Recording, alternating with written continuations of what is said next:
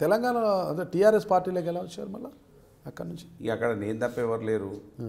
దాదాపు కేసీఆర్ గారు సర్వేలలో ఖచ్చితంగా మధు అయితేనే గెలుస్తారని నేను తీసుకున్నాను. కేసీఆర్ గారు సర్వేలా లేకపోతే కల్వకుంట్ల కవిత గారు ప్రత్యేకంగా రికమెండ్ చేశారు? వారి 100% వారి పాత్ర ఉంది, 100% ఉంది, వారిది ఉంది. కేసీఆర్ గారి సర్వే కూడా ఉంది.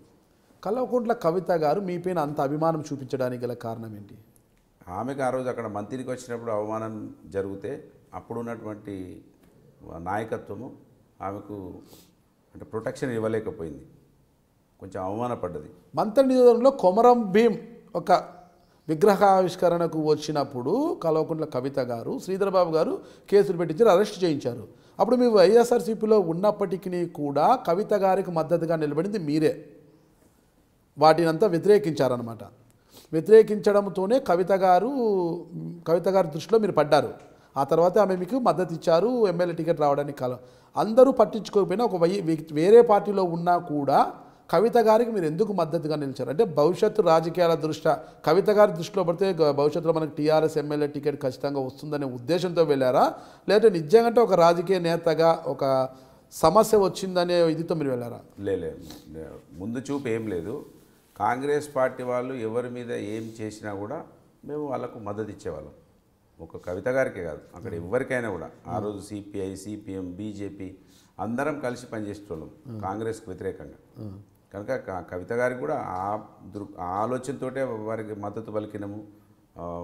టీఆర్ఎస్ పార్టీ వాళ్ళకు కూడా మేము మద్దతుగా ఉంటాం. టీఆర్ఎస్ పార్టీ వాళ్ళు మేము అందరం కలిసి పనిచేస్తుంటే యాంటీ కాంగ్రెస్ ఉంటుండే, అంతే తప్ప ముందు చూపు కవిత గారు నాకు రేపు టికెట్ ఇప్పిస్తే అట్లాంటిది ఏమి.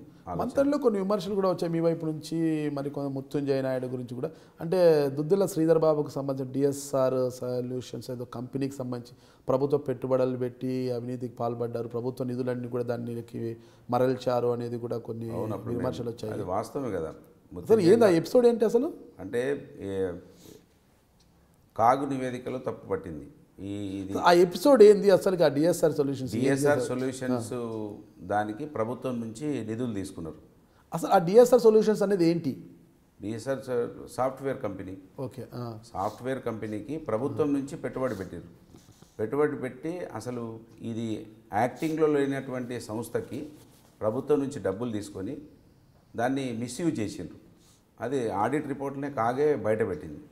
సో దాన్ని మేము చూపించినాము, ఇట్లా మీరు డబ్బు ప్రభుత్వాన్ని వాడుకున్నారు, అసలు మీ సాఫ్ట్వేర్ కంపెనీ పనిచేస్తలేదు, పనిచేయని దాన్ని మీద మీరు డబ్బులు కాజేసారు అనేది మేము చూపించగలిగినాం. చూపించడం అది వాస్తవం కూడా.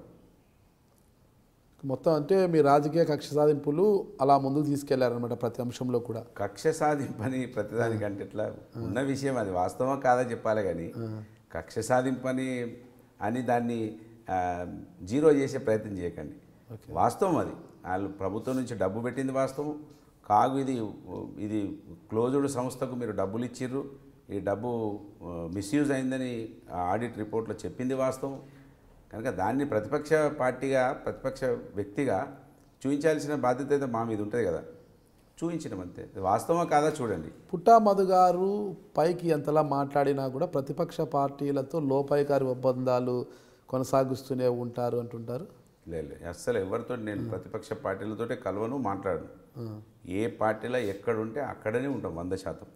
మళ్ళీ వేరే వాళ్ళతోటి మాట్లాడము, లోపాయికారి ఒప్పందాలు అటువంటి ఏముండే, స్ట్రేటే ఉంటుంది తప్ప ఇండైరెక్ట్ ఉండదు. ఓయూ జేఏసీ కన్వీనర్ గడ్డం శ్రీరామ్ అనుకుంటారు. ఆయన పాంప్లెంట్ తీసుకొని మా దగ్గరికి వచ్చింది తప్ప మాకు ఆయనకి ఏం సంబంధం లేదు. ఆయనే పాంప్లెంట్ తీసుకొని వచ్చి. ఏం పాంప్లెంట్ తీసుకొచ్చాడు? శ్రీధర్ బాబు మీద ఒక పాంప్లెంట్ రాసుకొని తీసుకొచ్చి పంచుదా అంటే మేము సహకారం చేసినాం అంతే.